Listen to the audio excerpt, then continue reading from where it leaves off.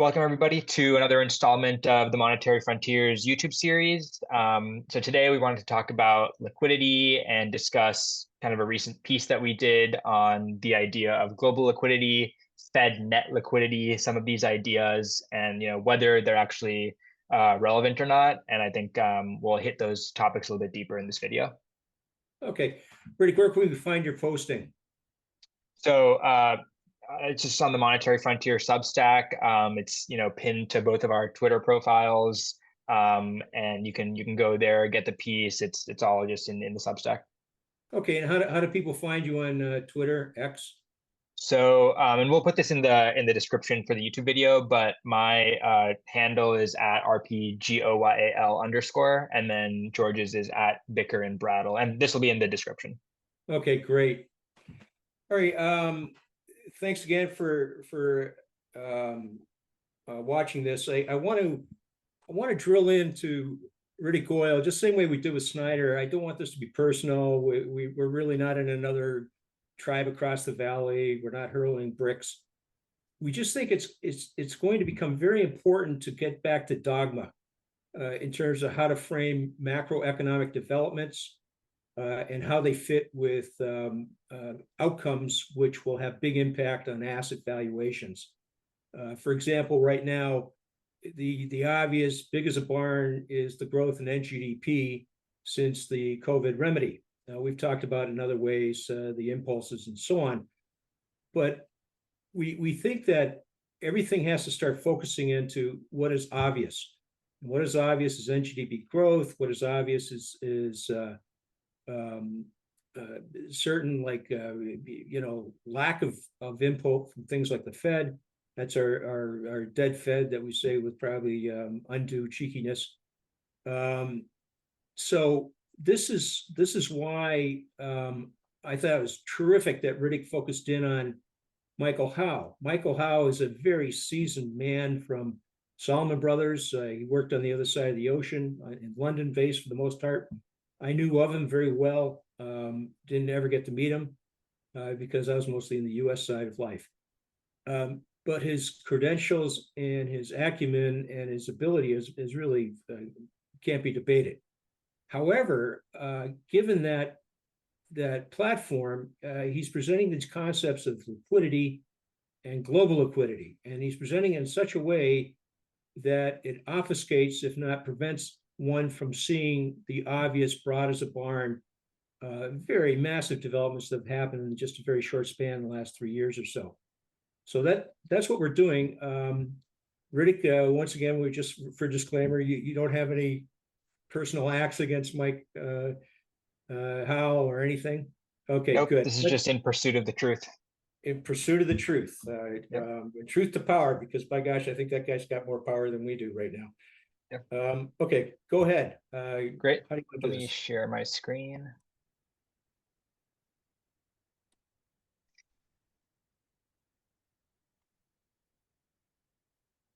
Cool. So yeah, this is a little bit of a deeper dive into liquidity and why we kind of think so. As a kind of high level, our view is liquidity isn't really a useful concept. You can call something liquidity, you can say something else is liquidity. It doesn't matter. What matters is where are the new flows of funds coming from. We've developed a tracking of what we call the fiscal and monetary impulse as the two only real sources of that new money that can contribute to NGDP. And then ultimately, we think that equities and bonds are determined by how NGDP progresses over time, and liquidity doesn't really matter to how that happens. So let's get into it. So just to start, so Michael Howell, he runs his firm Cross Border Capital, puts out a bunch of material, some paid, some public, some slideshows, documents, etc. This is the slide that I think does a decent job of encapsulating kind of his view on global liquidity and what it is. So just to kind of describe his view of things, he sees liquidity, and you define it as sort of the supply of like cash or assets that are like cash, like treasury bills, things like that. The supply of cash like assets that are out there across the world, denominated in all sorts of currencies. And to him, global liquidity he says is a measure of balance sheet capacity, meaning the more cash there is in the system, the more willing that banks are to expand their balance sheets, create new money, which then feeds into new activity. So he, distinguishes between like market liquidity, which is this bottom piece, market liquidity versus funding liquidity. There's all sorts of definitions of liquidity. There's the whole idea of like if the spread, if the bid-ask spread on a particular, market price is very thin, then the market liquidity is good.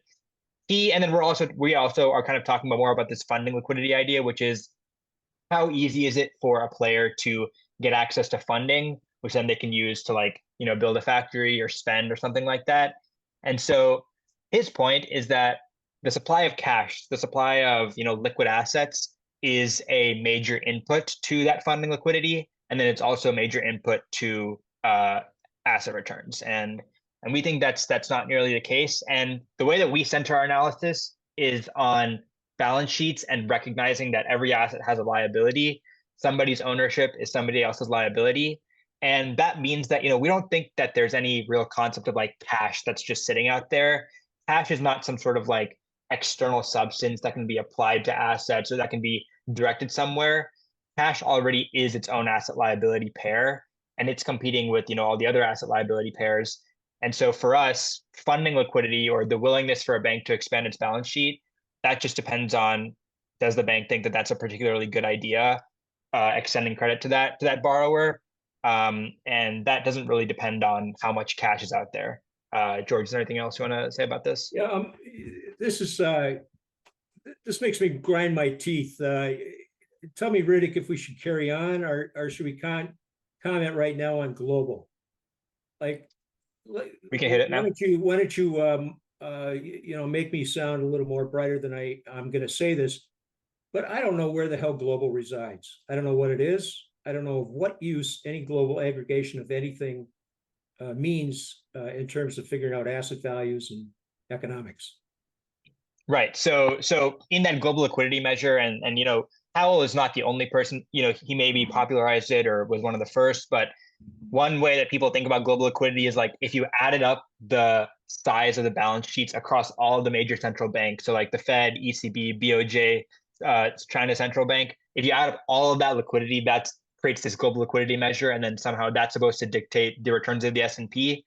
We think that not only like is the empirical evidence for that pretty poor, but there's no real logical explanation for why China expanding its balance sheet should result in stronger S&P performance. We think that the S&P and then also U.S. Treasuries are ultimately determined by how NGDP in the United States progresses. And like I said, we don't think liquidity is a substantial input to that outcome. Okay, so when I say there's no such thing as global, maybe you'll let me get away with that. But it sounds to me like you're seeing more nuance and use of the word liquidity than I would, which I would just say it doesn't exist. Can you counter me when I say that, or Yeah. am I So into something, or does it require the more nuances? So I think the way I would see it, so you're saying, liquidity doesn't exist. I'm saying like if I said, the number of like quarters in my pocket is liquidity, like, okay, liquidity exists. It's now a concept. It's the number of quarters in my pocket. But it's like, to me, you can call anything you want liquidity, and people get confused about what liquidity is because there's so many definitions of it. But my point, at least, is all of those definitions, none of them are particularly relevant to assets or to the economy. So I mean, like liquidity does, to me at least, exist in the sense of like if I have, like a dollar bill in my pocket that I can exchange at the Fed and it's perfectly liquid, like yeah, it contributes to a measure of liquidity. But again, to me, that's not useful for much. So I guess like semantically, it's a little bit different than what you're saying. But I also understand what you're saying by like liquidity doesn't exist and global liquidity doesn't exist. I guess maybe what I'm saying is liquidity, to have definition, has to have utility. It has to, Right. it has to, more liquidity means more something. Less liquidity means less something, and Yep. I don't really see that connection at all. But okay, let me let you carry on here. Great. Yeah. So that's fair. And I think we'll get into a little bit of this in the next few slides. So the next thing I wanted to hit was the Fed's balance sheet and how this fits into that picture of liquidity. So obviously, so this is since 2018, but since the financial crisis, there's been a huge expansion in the size of the Fed's balance sheet. And the important thing that George stresses all the time, and I also stress, is that when the Fed expands its balance sheet, it is not adding more assets to the ownership of the private sector. The private sector is not becoming richer when the Fed expands its balance sheet, because when the Fed purchases an asset, it removes an asset from the private sector and it replaces it with reserves, or it replaces it with cash. That is not making anybody wealthier. That's just changing the composition of our wealth, and it's very, very uncertain whether that has anything to do with GDP. So here, the blue line is like the total size of the Fed's balance sheet. The asset side, so the Fed owns mostly treasuries, some mortgage-backed securities, basically various government guaranteed securities on its asset side. And then on the liability side of the Fed's balance sheet, the Fed prints reserves when it purchases assets. So it funds its asset purchases with reserves that it creates out of nothing. And these reserves can only sit in a few places. So reserves can either sit on the asset side of commercial banks. They can sit at the Treasury general account. They can sit in the Fed's like overnight reverse repo program. But that's about it. And when the Fed conducts a balance sheet operation, it just swaps assets in place, and it's a wash. And that's the point that George makes all the time. Why are you doing this overnight reverse repo facility? Are you just trying to bait me, Riddick? No, so I know you have thoughts about that. I'm basically showing all the places where the Fed's liabilities can sit.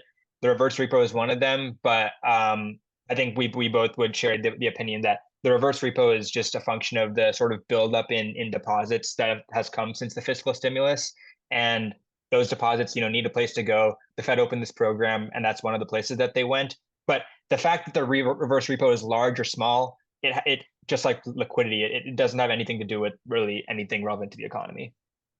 Okay, and let me just drill in a little bit more. The TGA, can you touch on that? Like it at times very large, not large. What is that? Is Yeah, that so the the TG yeah, so the go ahead. TGA is the Treasury General Account. It's the Treasury's like kind of checking account with the Fed that it uses to like clear payments. So here you see right at the beginning of COVID, the buildup in the TGA is basically the TGA, the Treasury issued a ton of bills, and that like replaced a lot of cash on the private sector's balance sheet with those bills, and then the TGA received that cash, and the TGA said, let's build up our cash reserves such that like if something goes wrong in the future, we can like spend down that cash.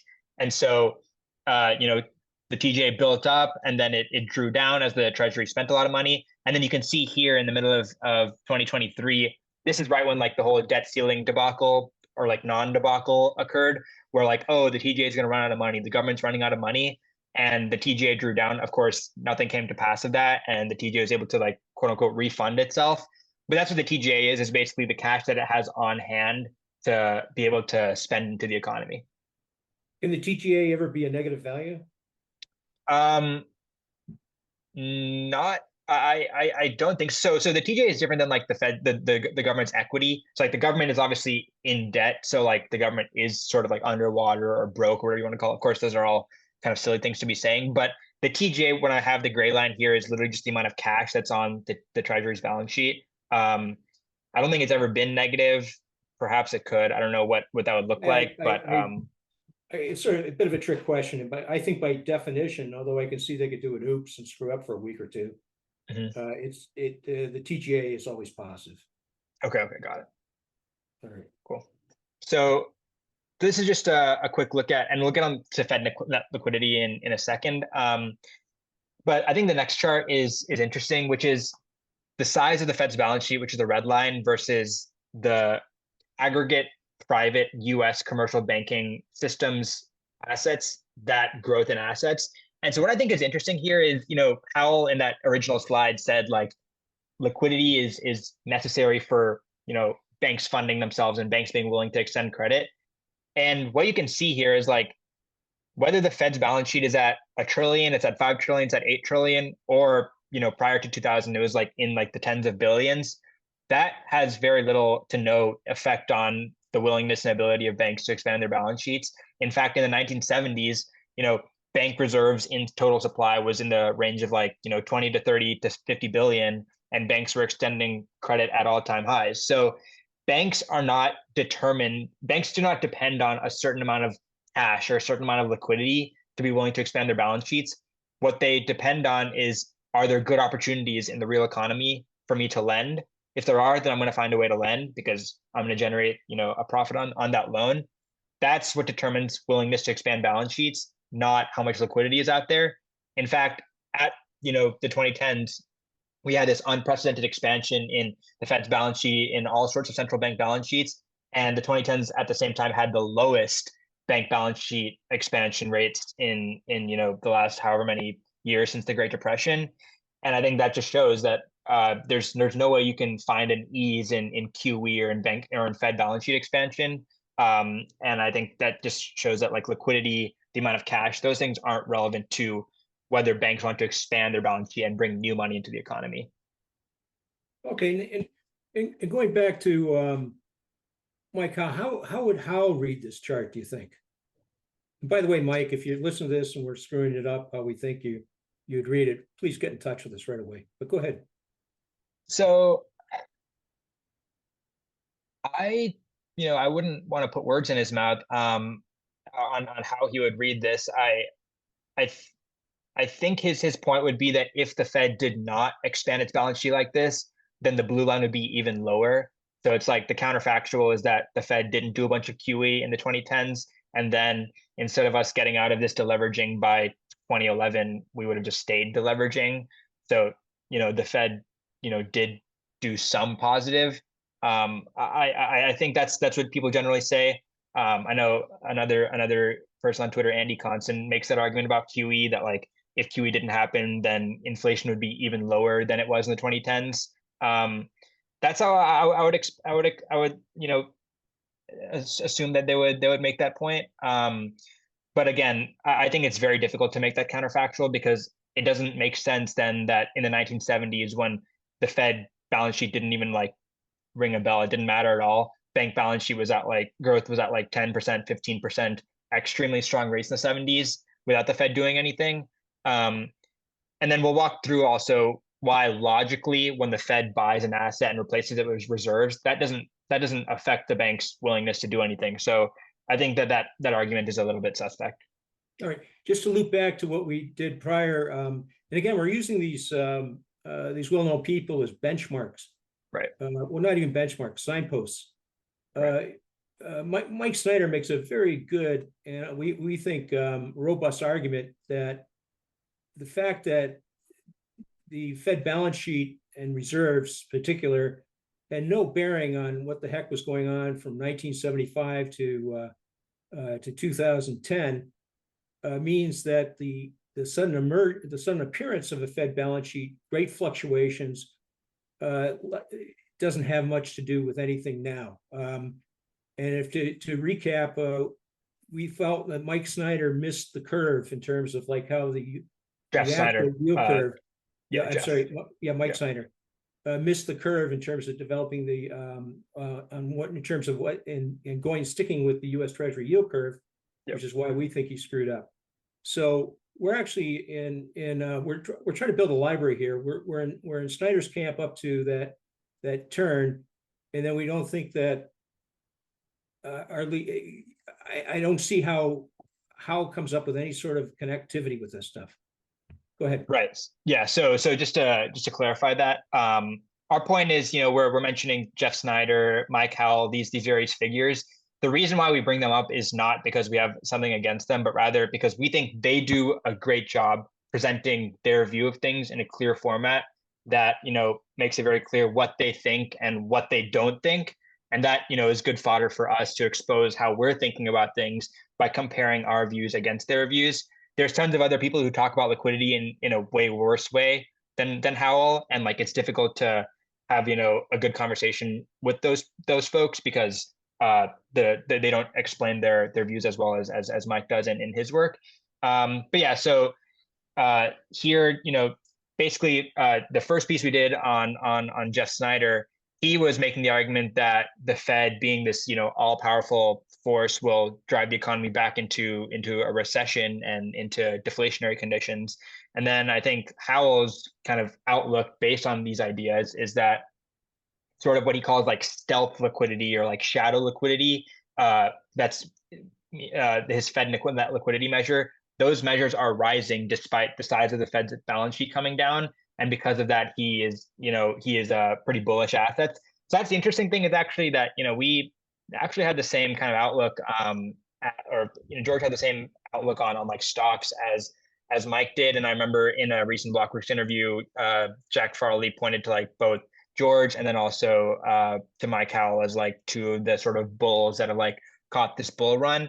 And the interesting thing is like it's for completely different reasons. Like our justification for why stocks need to go higher has nothing to do with liquidity. It has to do with the strength of the economy. We think that like liquidity doesn't determine where stocks should be.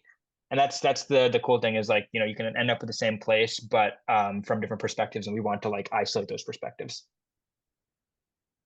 Okay. Cool. So now to go back one slide. So this is the red line Fed net liquidity.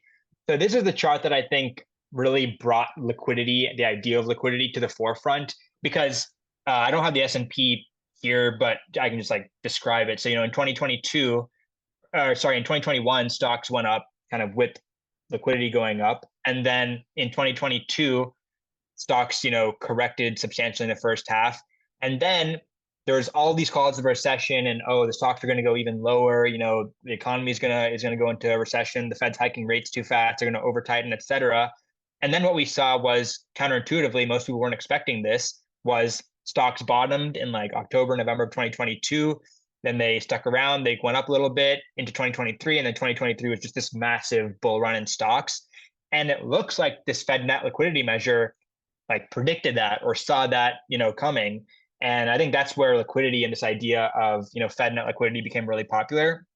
So Fed net liquidity, and again, this is like an example of how I can call anything I want, my Goyle liquidity measure, but that doesn't mean that it's useful. We think Fed net liquidity fits into that category, where Fed net liquidity is just the total size of the Fed's balance sheet, Fed assets, minus all of the reserves that are in places that are not the bank's balance sheet. So like reserves can sit on the bank's balance sheet, they can sit in the TGA, they can sit in the reverse repo, they can be held as physical currency. Those places don't matter. So Fed net liquidity would just be Fed assets minus the RRP, minus the TGA, minus currency in circulation, which equals, bank reserves. And that's what this Fed net liquidity measure measures.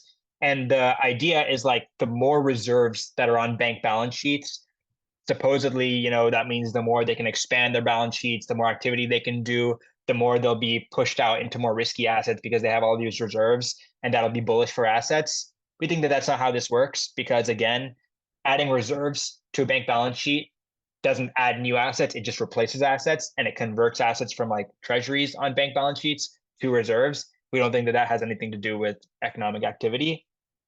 So this is how he has this diagram that explains what he thinks Fed net liquidity is. Oh, so he actually has the exact formula here.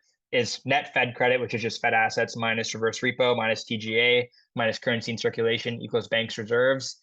And so his idea is like this Fed liquidity provides like lubrication, I guess, to money markets, which then are like the base for all sorts of activity. The Treasury spending, taxes, QT, RRP. We, disagree with this. We think that QT, QE, they're a wash. There's no way you can isolate easing or tightening in the data from QE and QT. RRP, that's just a function of, the excess kind of deposits that were produced from the fiscal impulse, making its way into various high yielding kind of spots. And then the Treasury spending, again, doesn't have anything to do with liquidity. The Treasury doesn't need reserves in supply to be willing to spend or not. And we'll walk through a balance sheet example of that. But that's our take on like the idea of Fed net liquidity. I don't know if George, you want to hit anything there. I think you're muted, by the way. There you go. No problem. Yep. Okay. Yep. I just don't quite frankly, I'm baffled that anyone would see QT and RRP put together as if they're hanging out in the same warehouse or whatever under the same control. They have nothing to do with each other. They are just completely apples and oranges. They're not even that. They're like they're anchovies and prime beef. They have nothing to do with each other. And Fred Credit, I think you've done a great job. It again, it's not sort of a debate. It's, I think, actually sort of, I don't get it. I would even say it's Looney Tune to think that QE is a Fed credit. If you look at like when the QE was announced, and then look at the balance sheet of the bank systems and also with the Fed, it's a complete wash. Over a couple of years, it starts to become less of a wash, growth or whatever. But the actual action of QE and discount lending is just and discount lending. What the hell's that? That's I guess The discount actually whoever window, did it. BTFP, that kind of thing. I know I did.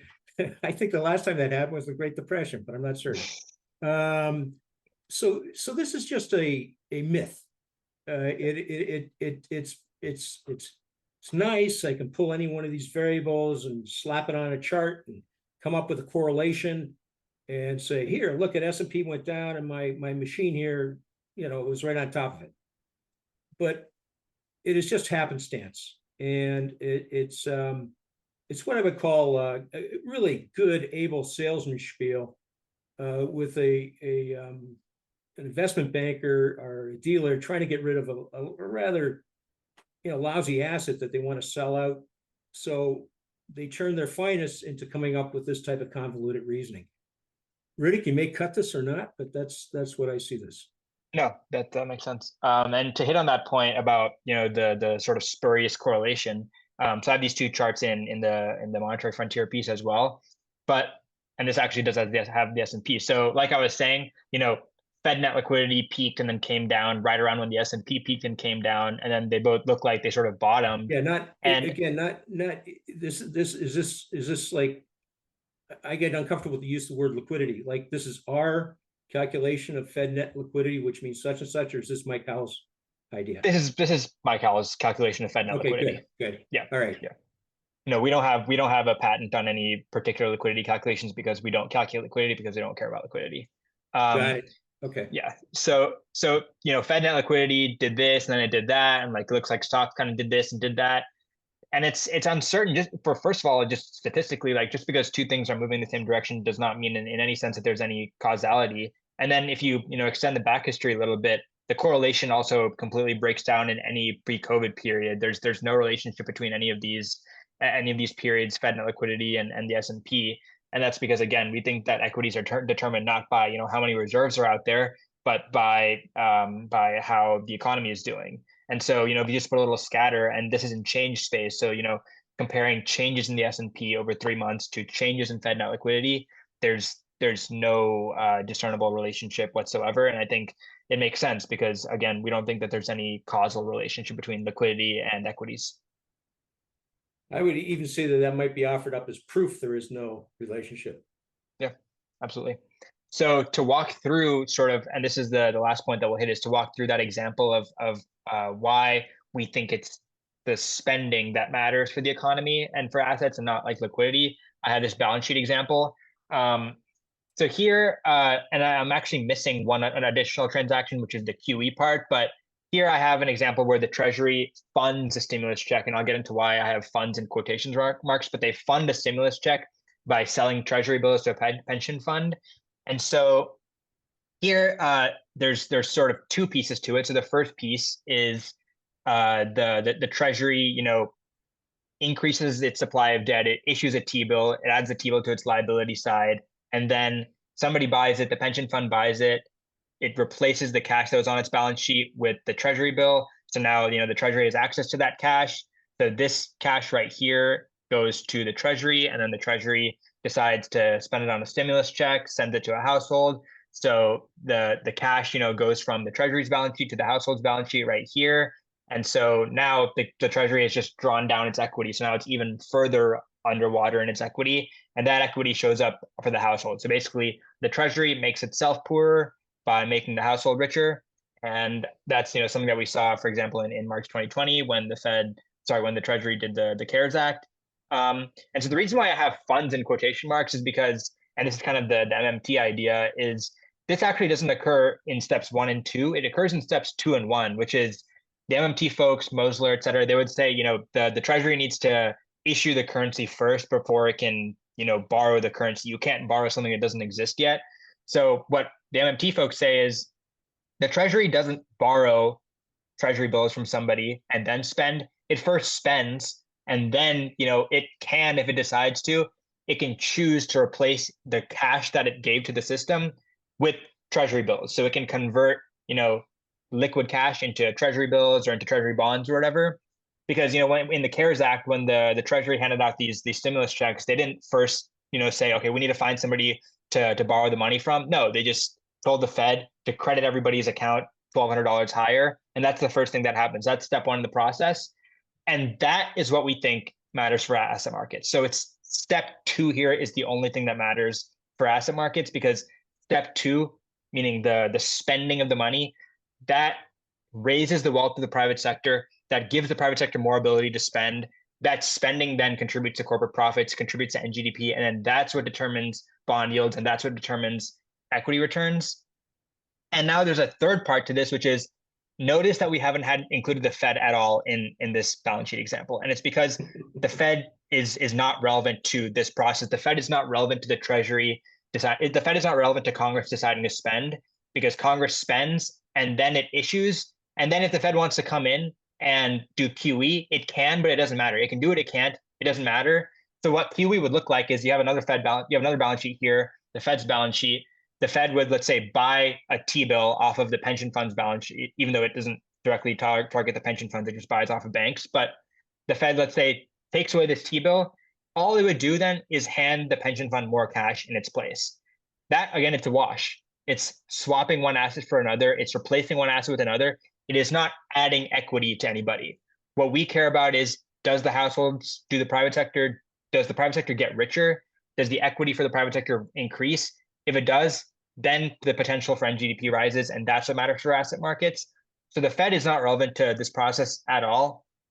And so this is the part about, like, George makes the point all the time, and I also absolutely agree, which is that the Fed is involved in this process of, like, myth making, which is the Fed isn't relevant to this process of the government spending and then that contributing to NGDP.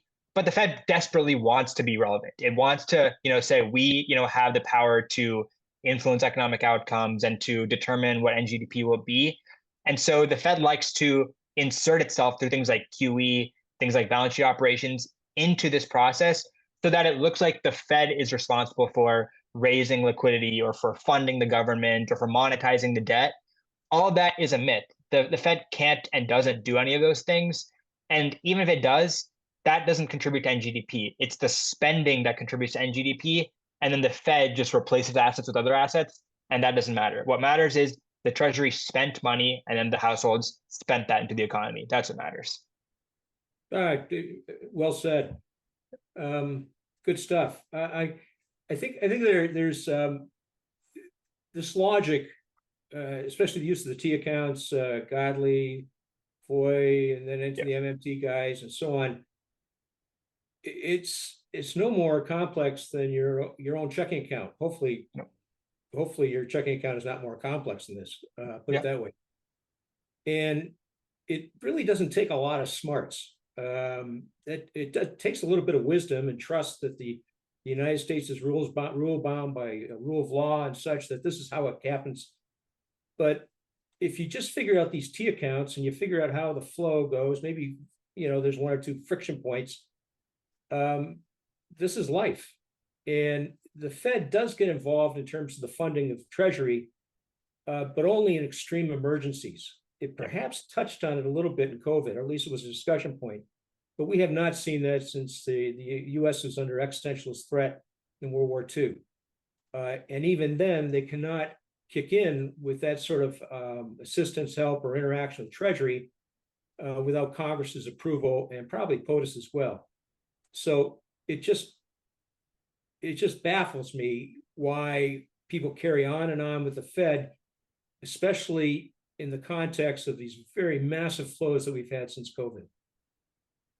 So George, do you think that, like, as part of this, the sentiment and the myth making, basically, like, in the short run, this idea, like the liquidity, those things can actually affect stocks, but then, in in the more medium term I horizon, like that's still I a thing. I think 85% of the time, it dominates. It defines asset values. The sentiment does, such that characters like you and me maybe are seen a little bit foolish Yeah. because we're only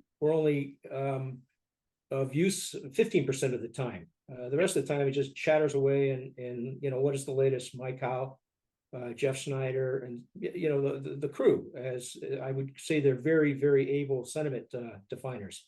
Yeah. That's why people watch them. They want to have returns. They want to get something done every day, every week, every month. When the reality of the markets are that they always pursue an extremely large overshoot and undershoot undervalue, which our points, and not alone with a lot of really good guys. You cited the MMT characters and some others, are very successful, if not definitive, in terms of where value is, where the S&P 500 will be. But the S&P 500 will whisk by like a comet. It'll only be right value, 5-10% of the time, and usually in a very, very dramatic adverse environment. Hmm. Meanwhile, it is just going to a huge overshoot and huge undershoot. I think we nailed it. I think Riddick did a great job. This is what it is. So the idea of relating this to asset values is perhaps we're more useful outlining what the risk is. That, yeah, carry on and have a party. You're staying past 1 a.m. You've had maybe a cup or two too much. Miller has not come in to take away the punch bowl. Hmm. And we are telling you what can happen. And it's likely going to be a very bad day for you. Yeah. So keep that in the back of your mind. Maybe you should pull out of the party at 1 a.m. Maybe we're helpful in terms of like encouraging you to do that. And in any way, the change in the markets, the S&P during that 15%, 10%, where we're the very important voice and the sentiment guys are just being swept away. Well, that 10% of time is usually about a 2 times movement in asset value versus the other 85% of time in terms of its discrete chattering as sentiment aggregates. Would you describe 2023 as an example of that like reckoning moment, or do you have another historical example of how the Well, macro? I can actually now I might just be entertainment, but I actually think this makes good sense. I think 23 was a warning. It was just uh, um, you just cannot resist or refuse to accept the economic reality that had developed since 22, 21, the failure of the Fed funds having anything to do with anything. Yeah. So 23 was just a gentle, very gentle, about as gentle as it gets, warning that you guys are messed up.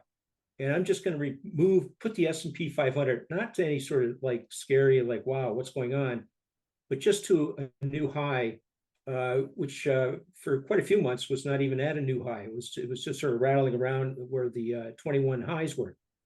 Right. So 23 was this just, maybe you should rethink this. Maybe you should rethink this. It was almost like the gods being gentle. But no, they're right back at it. Sentiment guys, the Fed cycle, the Fed belief system, the Mike Howells and Jeff Snyder's are just irrepressible. Just keep coming through with sentiment, myth, and good spiels. So the next move, I think, Riddick, is a very dramatic and a very damaging final realization that what we're seeing now in terms of the macro flows is what will define the risky assets. And that's why we can think we're not fools if we just say 6,000 in the S&P 500. And I just pull that 6,000 out. What the hell? It could be 5,700. It might be 7,000. But it's just making a point of how out of sync still, because of the sentiment and the pressure from the Fed, the risky assets are from economic reality. Now, if economic reality kicks in and we do end up with a tightening, Yeah, I think we'll be one of the first ones to see it, but the tightening's got to be a couple trillion now. Otherwise, just the innate growth of the U.S. economy is going to carry on. Yeah, this is our total impulse measure that we've put on, That's right, total impulse. But even then, that total impulse measure is an additional to what is just going on by guys going out and buying a Coke at the local deli and all the activity that makes NGDP. Yeah. There is an expected growth that if, as long as productivity plus a labor force increases, some of the indisputable grand concepts, that growth will carry on irrespective of our impulse or not. Yeah. But what our impulse does show is the extraordinary size of the positive impulse, even with this innate normal NGDP growth.